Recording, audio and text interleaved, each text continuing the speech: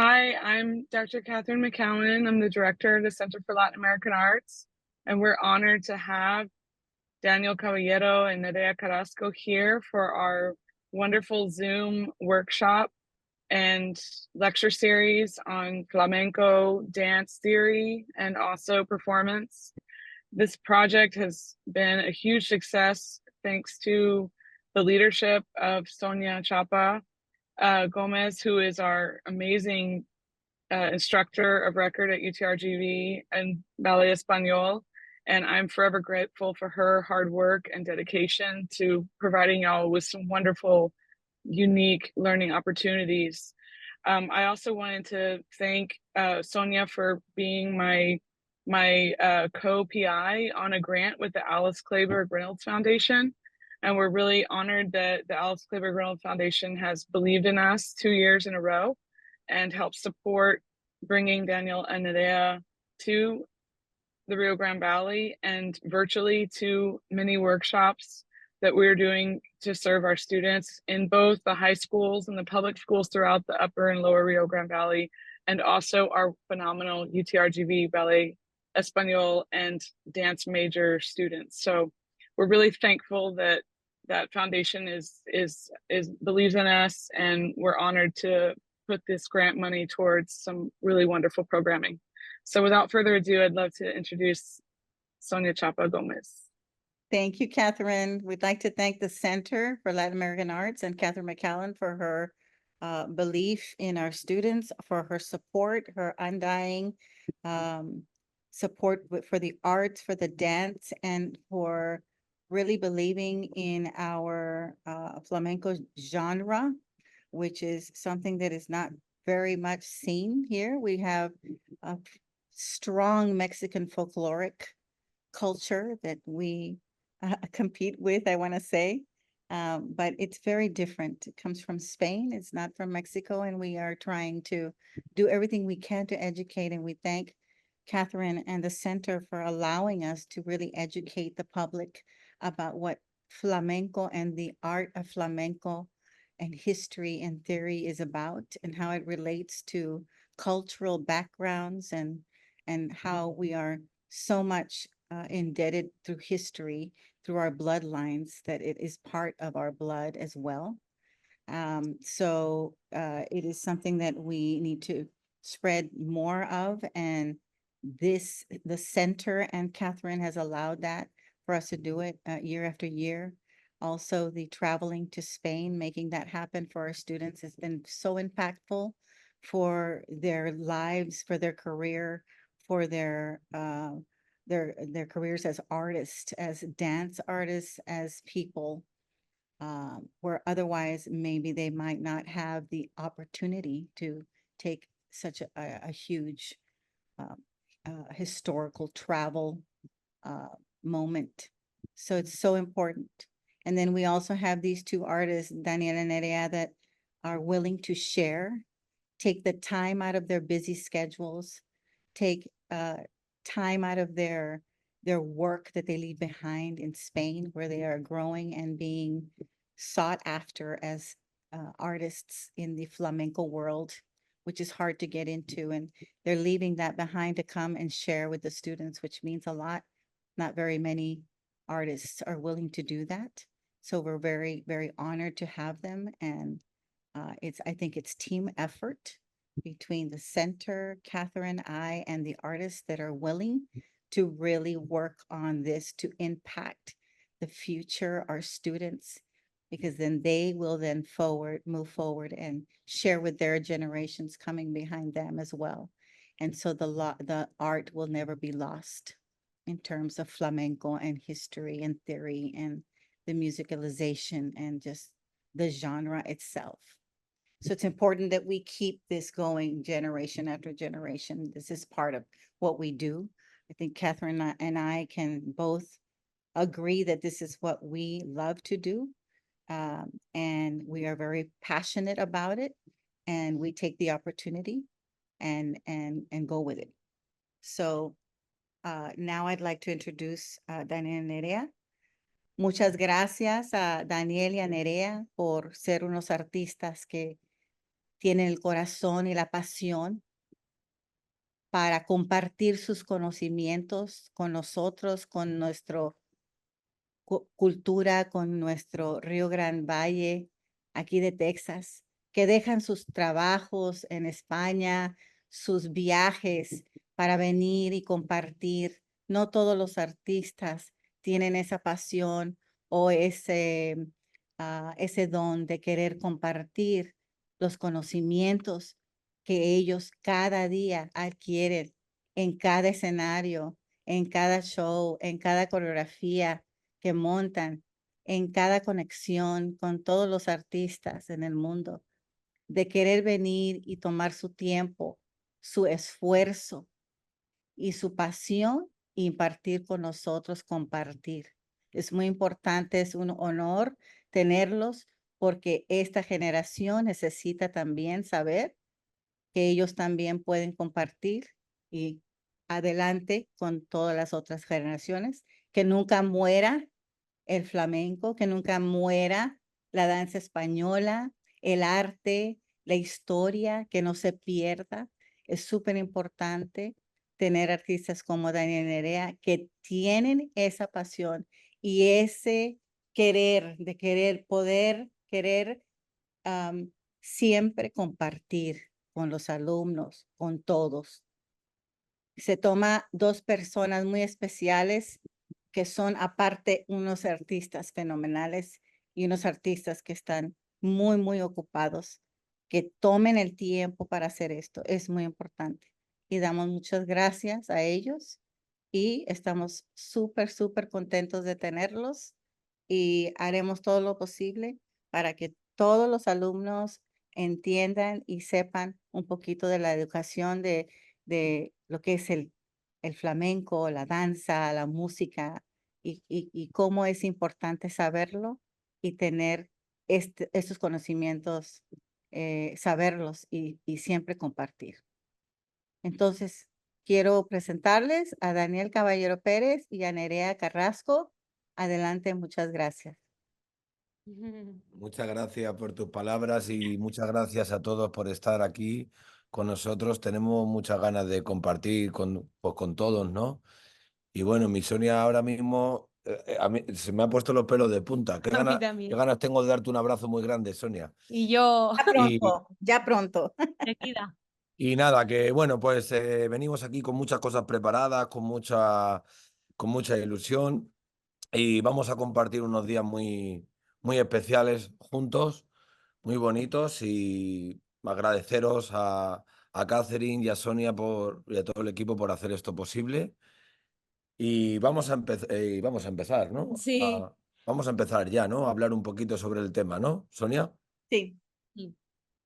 Bueno, como ha dicho mi compañero, que estamos aquí, que hemos preparado el show, que hemos preparado, estamos con muchas ganas de compartir con los alumnos, de compartir también de estar con Sonia, con Catherine y sobre todo pues agradecer a la Universidad Río Grande y Valley de darnos la oportunidad, agradecer a Catherine y a Sonia y en este caso también a Jessica por organizar todo esto, las clases online, porque para nosotros también es muy importante generar una ambición entre alumnos y a pesar de que ellos estén en un país que no es España, pues que tengan esa ilusión y que incluso en un futuro se puedan animar a ir para allá o que sobre todo que tengan esa ambición por seguir aprendiendo como la ha tenido Sonia y ahora es su maestra y se lo transmite a ellos, ¿no? Entonces, bueno, pues vamos a empezar con esta clase que espero que os guste, nos la hemos preparado Daniel y yo con mucha ilusión.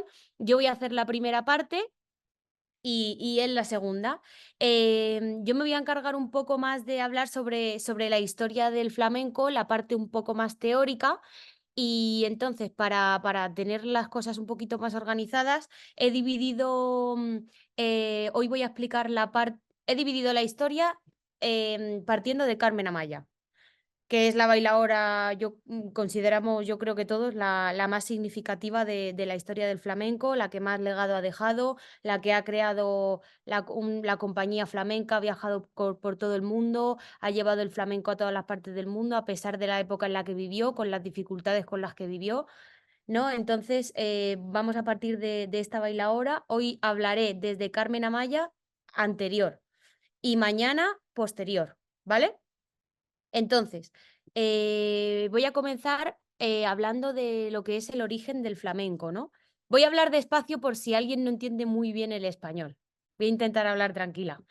Em, bueno, el origen del flamenco es un poco confuso, ya que España es una tierra que ha recibido un montón de culturas, que fue conquistada varias veces por distintos pueblos, pero sobre todo todos los historiadores coinciden en que el flamenco fue un estilo musical que tiene influencias de tres tipos, sobre todo de tres tipos: la árabe, la judía y los gitanos.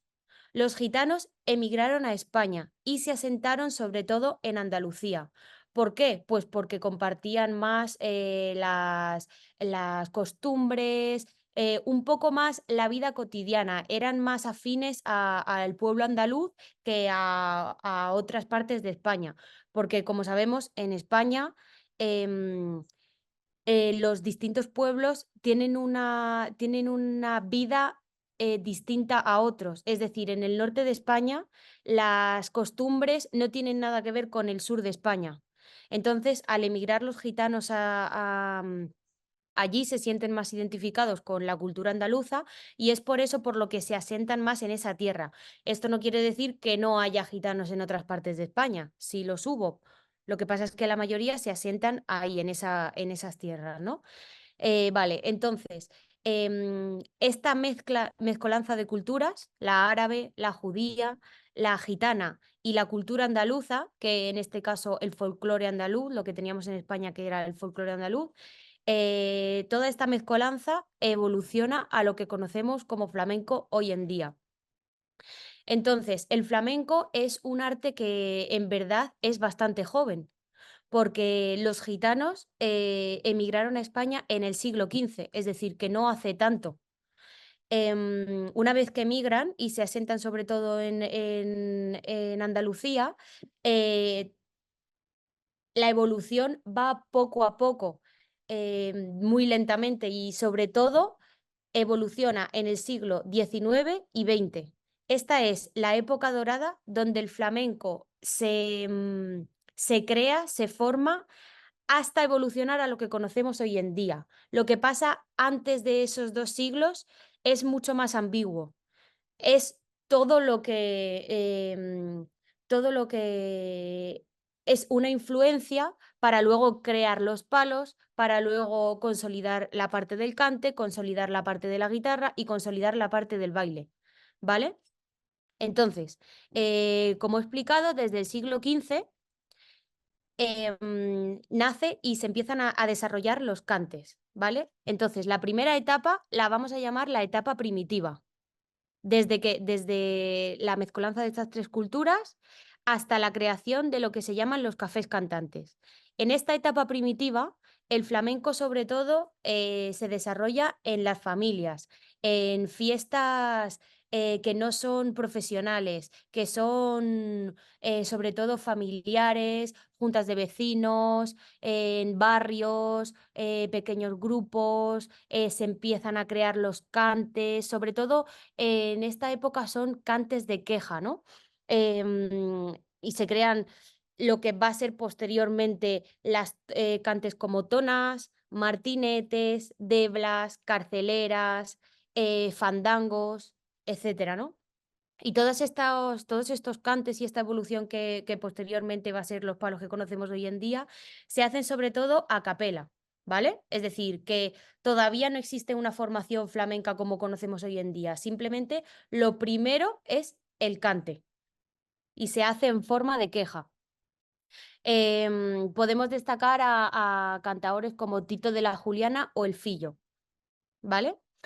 Luego, esta etapa va evolucionando poco a poco y ocurre que esas fiestas familiares empiezan a consolidarse cada vez más y llega un momento en el que ese arte se profesionaliza. ¿Cómo se profesionaliza? Se lleva a unos lugares que se llaman cafés cantantes, que son como lugares en los que la gente va pues a tomar a lo mejor sus bebidas o lo que sea, y a la vez hay un espectáculo, ¿no? Un espectáculo que al principio se hacía en fiestas familiares, así, y que en este momento se profesionaliza y pasa a ser como un trabajo, ¿no? En estos lugares que se llaman cafés cantantes. Y esto ocurre a finales del siglo XIX y evoluciona a principios del siglo XX, ¿vale? Como veis, es muy rápido todo. Hay otros artes que requieren de mucha más expansión histórica. Esto es mucho más, está más solapado en el tiempo. Lo que quiere decir también que muchas veces voy a hablar de cosas que se solapan unas con otras. No es que en este momento pasa esto y deja de pasar lo anterior, sino que va evolucionando y a veces habrá momentos históricos en los que las dos cosas estén a la vez y luego la anterior desaparece y evoluciona a la siguiente, ¿vale? Entonces, la primera etapa, la primitiva, ya se ha ido desarrollando, y con el café cantante damos lugar un poco a la segunda etapa, ¿no? Esta etapa, como he comentado antes, es muy importante porque el flamenco se profesionaliza y se lleva a tabernas y a cafés cantantes. Uno de los pioneros en profesionalizar el flamenco es un cantante que se llamaba Silverio Franconetti, y que crea uno de los primeros cafés cantantes en Sevilla, que se llama el Café de Silverio. Luego ya esto se va desarrollando en las grandes ciudades, Madrid, Sevilla, sobre todo Madrid, Sevilla y Barcelona, donde es la cuna de donde empiezan a crear el resto de los cafés cantantes posteriormente. Y en esta etapa aparecen grandes figuras de la historia del flamenco, que sería interesante por parte de los alumnos que buscaran biografías, leyeran sobre ellos, incluso pueden escuchar algún audio de figuras como Antonio Chacón, la Niña de los Peines, Manuel Vallejo, El Nitri y Manuel Torre, entre otros. También aparecen las primeras bailaoras consagradas, que luego evolucionarán, incluso podrán ser inspiración o maestras de generaciones posteriores que han marcado la historia del flamenco. Podemos nombrar a la Macarrona, a la Mejorana que fue la madre de Pastora Imperio, que es una gran figura del baile flamenco sevillano, Concha la Carbonera, etcétera, ¿no? Nombro algunas, pero luego siempre se puede indagar más e investigar. Yo nombro las más importantes. Bueno, entonces, una vez que se desarrolla la etapa de los cafés cantantes, hay un momento en el que los empresarios empiezan a coger este espectáculo y esta forma de espectáculo flamenco y deciden llevarlo de los cafés cantantes a plazas de toros y teatros. Es la primera vez que el flamenco se lleva a los teatros. Y esto ocurre en la primera mitad del siglo XX. Y entonces esta época se llama la época de la ópera flamenca, ¿vale?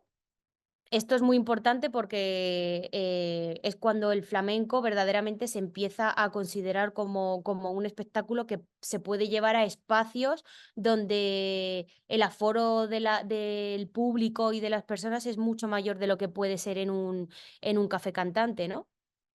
Y que luego esto evolucionará a lo que hoy en día podemos conocer como las grandes compañías, espectáculos en teatros, ¿no? que ha ido evolucionando y en los cuales podemos utilizar otros elementos como puede ser la luz, como puede ser la puesta en escena, como puede ser el atrezo de un espectáculo, ¿no? Entonces, en este caso, como he comentado, los empresarios deciden llevar los espectáculos flamencos a plazas de toros y teatros, incluso acompañándolos a veces de orquestas, ¿no? Y los llaman óperas flamencas. Uno de los cantaores más destacados de esta época es Antonio Molina. También lo que ocurre es que al llevar los espectáculos a teatros y plazas de toro, el empresario lo que busca es más un efectismo de show, ¿no? ¿Y qué ocurre cuando se utiliza esa búsqueda? Que la pureza, por así decirlo, la tradicionalidad que había en los cantes flamencos se pierde un poco. La naturalidad, porque ya está todo más preparado, se busca más un efecto, un show, etcétera, ¿no? Entonces, en esta época también en España están grandes literatos de una época que se llama la generación del 27 y estos junto a cantadores y a músicos deciden, entre ellos Federico García Lorca, que es muy importante para el flamenco, tiene una gran influencia, o Manuel de Falla, que también hace mucha música, sobre todo para la danza española. Crean en 1922 el concurso del Cante Hondo de Granada. Y en este concurso el objetivo que tienen es preservar el cante hondo como lo conocían anteriormente, con la consolidación de todos los palos flamencos, ¿no? Y bueno, en cuanto a las personalidades, podemos destacar a Concha Piquer, la niña de la Puebla. Pastora Imperio en el baile va a ser una gran figura del baile, sobre todo el estilo sevillano, ¿no? Que luego va a tener una gran influencia en distintas personalidades históricas del baile flamenco. Conchita Barrul. Y Juana, voy a nombrar a una bailadora, Juana la Faraona, que es la tía de Carmen Amaya. Y Carmen Amaya tiene una gran influencia de su tía y de Pastora Imperio en su baile. Bueno, y a todo esto, aunque la ópera flamenca se cree, los cafés cantantes, que son de la etapa anterior, siguen evolucionando y va a ser lo que posteriormente dará lugar a lo que conocemos hoy en día como tablao flamenco, ¿vale? Y bueno, pues yo es lo que voy a contar hasta el día de hoy. Mañana me centraré en la figura de Carmen Amaya y en la evolución del baile. Hablaré más desde ella, la creación de compañías y figuras que tienen más que ver con la actualidad.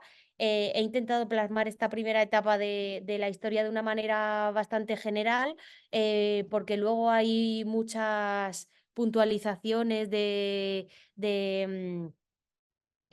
críticos y historiadores del flamenco, que cada uno da como su puntualización acerca del origen, la evolución, las distintas etapas, las influencias, y eso es ya más particular y un poco lo que cada uno considere, ya que es muy difícil plasmarlo por escrito, sobre todo la primera parte, porque era una evolución histórica que se hacía de manera oral y no por escrito, no quedaba plasmado en libros hasta posteriormente, ¿no? Entonces, pues hasta aquí la primera parte de la clase. Si tenéis alguna duda que yo pueda solventar.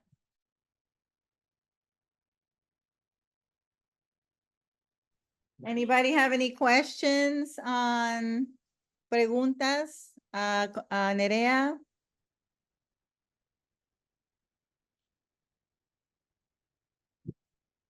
Lo has explicado también que no hay preguntas. Si no, que siga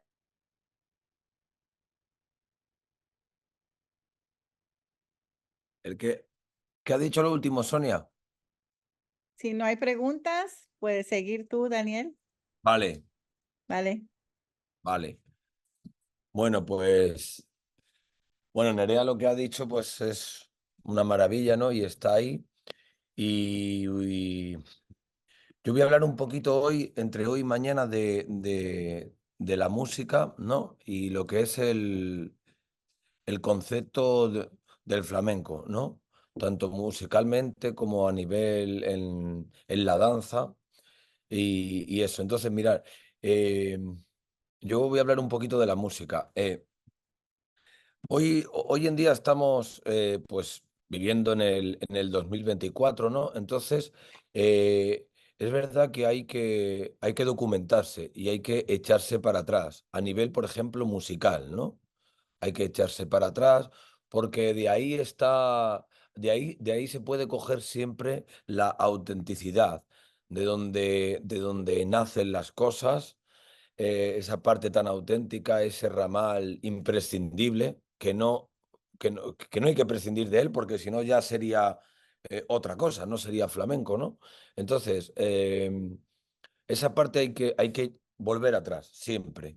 ¿No? Los cantadores, La Niña de los Peines, Tomás Pavón, muchos cantadores que hay que estudiarlos. Yo considero que nosotros, como bailadores y bailarines, tenemos la obligación de documentarnos mucho musicalmente. Y la obligación, de una manera, yo en mi caso, os hablo de mi experiencia, yo no tengo que hacer ningún esfuerzo para escuchar música, por ejemplo, es algo que me encanta y entonces uno una vez la empieza a escuchar, empieza a observar varios detalles y cuando sigue escuchándola se da cuenta de que analiza muchas más cosas que al principio. Eso nos pasa cuando escuchamos una canción. Primeramente, recordamos que nos ha llegado una información a nuestro corazón y a nuestro cerebro. Si seguimos escuchando la misma canción, sacaremos conclusiones diferentes y uno es capaz más de encontrar más detalles concretos. Y entonces, ¿qué es lo que quiero decir con estas cosas? Tenemos que escuchar mucho de donde nace las maneras flamencas en los cantes antiguos. Ahí está el tronco, ahí está todo ya, ahí está toda la información. Es muy importante ponernos estos cantadores antiguos, estudiarlos, hacernos preguntas, intentar averiguar qué pasa, por qué han cambiado ciertas cosas, se han cambiado la soleá lenta, lenta, lenta, como la conocemos hoy día para baile, en aquel momento no existía. Estaba todo más enfocado como al cante, no tanto al baile. Entonces, los tiempos también cambian, las velocidades. La soleá por bulería, en realidad para el cante no existía. Eso se genera una vez ya empieza el baile. Son cosas diferentes. Musicalmente, ¿qué es a lo que vamos? Tenemos que beber de esa raíz antigua. Ahora bien, hay una cosa que hay que tener en cuenta. Paco de Lucía llegó a nuestro flamenco y marcó un antes y un después, al igual que Beethoven en la música, enlazó esa parte, ya que daba paso al contemporáneo a esa edad, en la época de Paco de Lucía también no está como escrito oficialmente con unos términos así estipulados, pero cuando llega Paco de Lucía cambia de alguna manera el concepto también del flamenco. Es un concepto, Paco de Lucía empieza a beber de otras músicas, mucho, a beber del jazz, mucho, a beber de la música clásica. Es importantísimo eso. El flamenco ha bebido del jazz, de la bossa nova, de la música clásica y hasta del rock. Ha bebido de todo. Entonces, ¿qué es lo que pasa? Que Paco de Lucía, uno de ellos, agarró todas esas influencias y las exportó. ¿Ok? Qué es lo que quiero decir?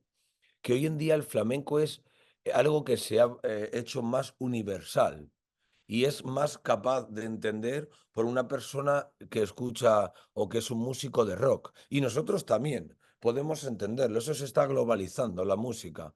Entonces, esos son avances. Son avances. Hay que aceptarlo.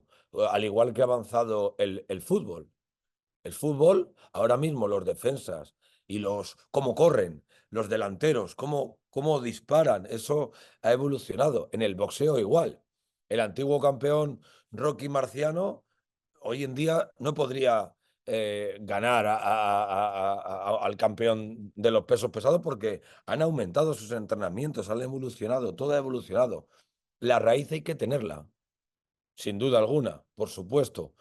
Pero ahora mismo el flamenco es una obligación nuestra también escuchar a otros artistas que no son de flamenco, que son de otros géneros, porque vamos a aprender muchas cosas. Y Paco creía en eso, tenía un corazón y una mente más allá solo del ingrediente nuestro. Quería, abrió su mente y se trajo la información y la supo exportar. Hay que saberla exportar también. No se puede uno querer aprender una influencia así como así de, por ejemplo, del soul y meterla de cualquier manera. No, eso no es así. Entonces, en la música existen unas armonías y unas cadencias musicales. Y en el flamenco es muy importante para el baile, muy importante conocerlas. ¿Por qué? Porque en nuestro caso nosotros somos muy anárquicos. Los palos del flamenco, por ejemplo, la bulería, es totalmente impredecible.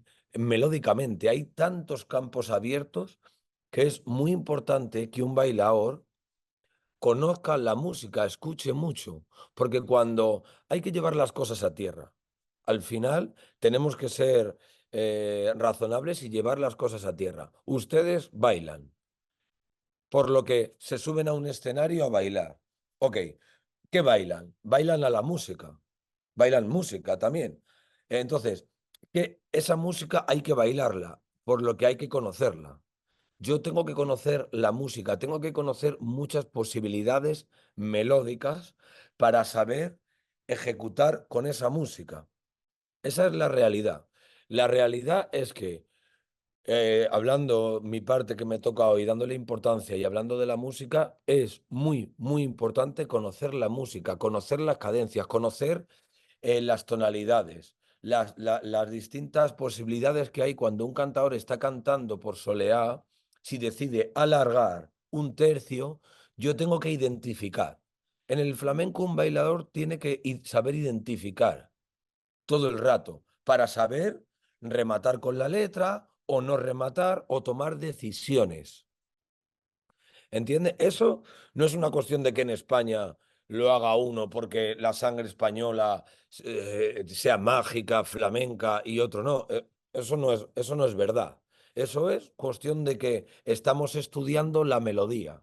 Estamos con cantadores y salimos de Amor de Dios y ponemos cascos y ponemos a Camarón, ponemos a Paco, ponemos a la Niña de los Peines, estudiamos la música, de qué manera. Hay a veces que ponemos un casco, unos cascos e intentamos bailar con zapatillas, da igual, con zapatos, para intentar identificar.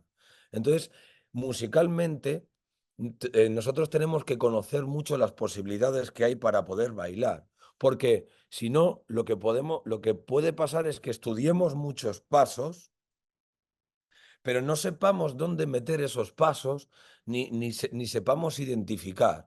Es muy importante que escuchemos música, que escuchemos flamenco, y no solo flamenco antiguo, porque si solo escuchamos flamenco antiguo, estamos también de alguna parte fuera de contexto. Hay que estudiar la raíz y hay que estudiar también el flamenco de ahora. Nos tenemos que poner vídeos modernos porque hay cosas que se evolucionan. Los tercios se han evolucionado en la bulería mucho, por ejemplo. Se meten en la bulería ahora romances, eh, soleá, o sea, fandangos, hay que conocer todo eso para identificar y saber rematar con una letra, bailarle al cante. Entonces, musicalmente, yo aconsejo para los bailadores, para todo aquel que queremos bailar, siempre estar muy refrescados, muy renovados y tener esas dos ingredientes. Voy a escuchar a los antiguos, más antiguos de todo, y ahora también voy a escuchar a Vicente Amigo, su música, sus cadencias musicales, qué es lo que pasa con Israel Fernández. Porque ese hombre, por ejemplo, ha bebido y bebe todo el tiempo de los antiguos, pero está en una producción y en un formato moderno. Y otra cosa, la rítmica. Ustedes tienen que ser razonables. Si nos vamos a ir a un escenario, en el 2024, un show hay que llenarlo con varios ingredientes. Un show no se llena con un ingrediente de una hora. En el 2024 no. Para que resulte interesante, como bailadores o bailarines tenemos que estudiar muchos ingredientes. Y un ingrediente es una carrera totalmente diferente como la medicina. Uno es dentista, otro es doctor, otro es oncólogo, otro es... son cosas diferentes. Entonces, identificar la armonía musical, identificar la música puede ser un ingrediente. Un bailador que tiene muy buena lectura para resolver letras y para identificar la música, para acompañar a la música. Nosotros tenemos que acompañar a la música y la música a nosotros, pero también un buen bailador acompaña al músico. Se da la vuelta, le mira y adivina cómo va a acabar esa parte musical porque ha escuchado muchas veces y entiende las posibilidades que hay. Otro ingrediente es la educación corporal, la formación corporal. Hay que estudiarla, ya sea más a la danza o más en perfil flamenco, que hoy en día se está consolidando también. Un bailador flamenco ya no solo bailador salvaje y bruto, tiene que estar más estilizado. Entonces, eso hay que estudiarlo, es un ingrediente que hay que estudiar con horas, mucho. La calidad corporal en el flamenco y en la danza. Y otro ingrediente que hay que estudiar mucho, y en este quiero hacer mucho hincapié, porque hay que ser realistas, hay que tenerlo, es el ingrediente rítmico. En el 2024 la rítmica ha avanzado, la percusión flamenca avanzó, llegó el cajón. Llegó los ritmos, llegó Paco de Lucía haciendo que la guitarra tuviera muchos contratiempos, conocer todos los ritmos, la percusión. Es muy importante que conozcamos la percusión rítmica hoy en día, en el 2024, porque hay que mezclar ese oído, esa rítmica, con la parte que hemos hablado antes, melódica y de formación corporal, es esa mezcla. Un bailador es esa mezcla. Es identificar las letras, la riqueza corporal con la que ha estudiado y la rítmica para encajar todo eso. Entonces, ¿cómo estudio la rítmica? Pues tengo que estudiar siempre de manera un poco repetitiva, ponerme compases, estudiar con un metrónomo, muy importante, ponerme mi metrónomo y entender las cuentas en el palo que estamos, los contratiempos. Tenemos que escuchar jazz, por ejemplo. A mí me hizo muy bien escuchar jazz para la rítmica. En el jazz son más virtuosos que nosotros. Nos ganan. Ellos llevan muchos años, cuando nosotros aquí todavía estábamos tocando muy auténtico, pero no con tanto nivel rítmico, en el jazz estaban volando ya. Entonces nosotros hemos tenido que aprender de otros estilos musicales para hacer el nuestro más rico. Y hoy en día el flamenco es una cosa más universal gracias a eso. Ya nosotros no podemos, tenemos que ser conscientes, la autenticidad es una cosa que hay que siempre beber, pero no podemos pensar que haciendo el flamenco como en las fiestas de casa, nosotros podemos llegar a un teatro y completar una hora de show. Es 2024, la gente quiere que le ofrezcas música, un mensaje cultural, una riqueza corporal, un virtuosismo. Tenemos que llenar muchos ingredientes. Entonces, todos nos podemos enamorar de la autenticidad de cuando las fiestas en el pasado. Y hay que mamarlo y hay que hacerlo. Hay que hacerlo en esa hora de show. Pero también tenemos que estudiar la calidad corporal, estudiar la rítmica y estudiar todo. Es que es muy difícil porque hay que ser completo. Entonces, la música la tenemos que escuchar. No solo vale ir, aprender coreografía y luego no tener esa responsabilidad y ese disfrute de escucharnos cosas rítmicas, cosas melódicas muy bonitas. Yo escucharía mucho a Paco. Paco sus discos son, Paco de Lucía, son, aunque no hay cante, en algunos, en otros sí, pero es un abanico muy grande de melodía y de percusión. Y aunque yo también he escuchado a muchos flamencos antiguos, es verdad que Camarón, no solo porque sea Camarón, aparte de por eso, hizo tantos discos y tantas fases. Camarón fue diferente en sus primeros discos que en los discos del medio y en los discos del final. Entonces, musicalmente, el abanico que tiene es súper amplio. Y da igual que no lo esté bailando. Yo puedo ponerme Camarón y bailar. Yo lo he hecho, mucho. Yo me he puesto a Camarón y a Paco y me he puesto mis cacos y los he bailado mucho. Y hay muchos artistas que podemos estudiar, ya lo entendí, que podemos estudiar y entonces, pues eso, para terminar ya que ya me estoy alargando, ¿no? Un poquillo. Me está haciendo Nerea por detrás, corte, corte, corte. Vale, nada, es solo eso, que es que me gustaría decir tantas cosas, me voy a guardar para mañana también, que es muy importante escuchar la música porque va a ir en conexión con el baile y ustedes van a saber cuándo tomar esas decisiones cuando nos canten y cuando, y cuando nos toquen. Y Creo que Catherine tenía una pregunta. ¿tenemos una pregunta? Tengo una pregunta. Evolución del traje flamenco. ¿En qué siglo empezó de tener la falda flamenca en el vestido?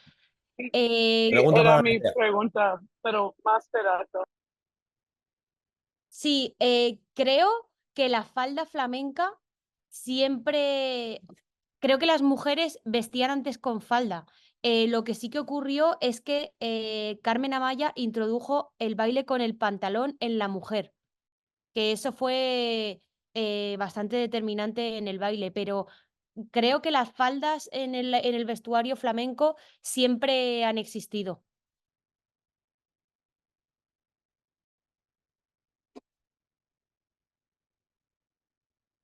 Pero Ok, gracias. Nada. ¿Alguna otra pregunta? Anybody else have any questions?